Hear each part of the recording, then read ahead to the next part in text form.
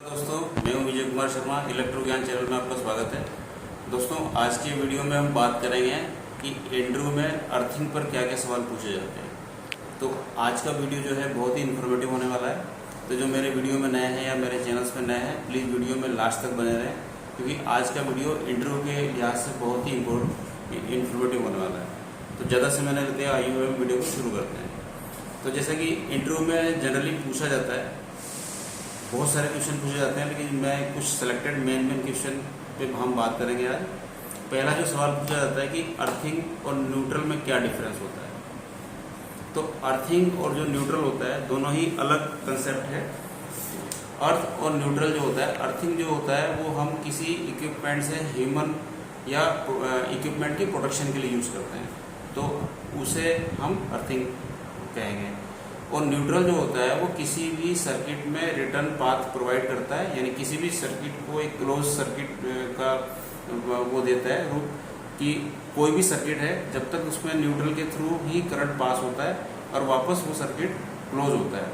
तो न्यूट्रल जो होता है वो किसी भी सर्किट को एक रिटर्न पथ प्रोवाइड करता है, तो उसे हम न्यूट्रल कहते हैं। तो ये इंट्रो में आप इस तरह से बोल सकते हैं।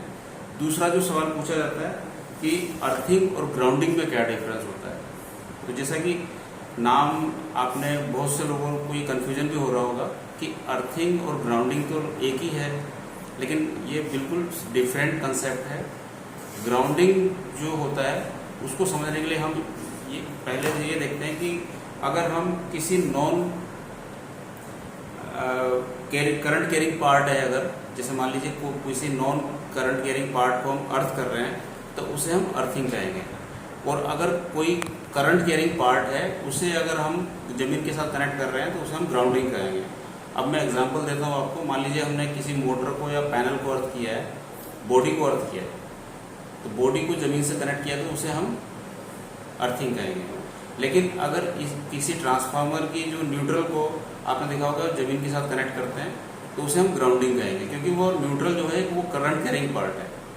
तो आपको इंटरव्यू में ये जवाब देना है जो मैंने बताया।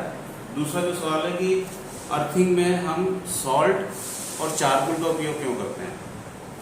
तो सॉल्ट जो होता है वो एक हमें, जब उसका सॉल्ट का हम एक इलेक्ट्रोलाइट तैयार करते हैं जो कि हम अर्थिंग में डालते हैं, तो वो एक हमें अच्छी कंडक्टिविटी बढ़ाता है अर्थिंग की। तो अर्थिंग में सॉल्ट का उपयोग हम करते हैं कंडक्टिविटी को बढ़ाने के लिए।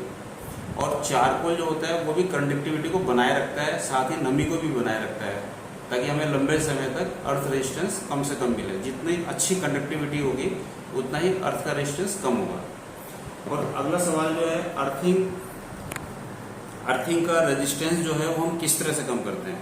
तो अर्थिंग का रेजिस्टेंस कम करने के कई तरीके हैं, लेकिन जनरली अर्थिंग का रेजिस्टेंस अगर हमको कम करना है तो हमें ये देखना होता है कि हमने अर्थिंग किस टाइप की है। मान लीजिए आपने पाइप अर्थिंग कर रखी है या प्लेट अर्थिंग कर रखी है, तो जितना हमारा जो कांटेक्ट एरिया जितना सॉइल के साथ होगा, जितना ज़्यादा होगा उतना हमारा रेजिस्टेंस कम होगा। साथ ही साथ अगर जितने ज़्यादा डेप्थ तक हम अर्थ करेंगे उतना रेजिस्टेंस कम हो जाएगा। अब एग्जाम्पल के लिए मान लीजिए 2 मीटर का कोई अर्थिंग है, उस पर आपका रेजिस्टेंस अगर मान लीजिए 17 ओम आ रहा है या 15 ओम आ रहा है, आपको इसको कम करना है, तो हम उसे जस्ट उसका डबल कर देंगे, यानी कि 4 मीटर कर देंगे।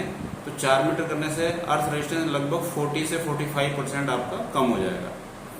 तो इस तरह से हम डेप्थ को बढ़ाकर अर्थिंग को रेजिस्टेंस कम कर सकते हैं। साथ ही साथ जो कनेक्टिंग एरिया उसको बढ़ाकर कम कर सकते हैं।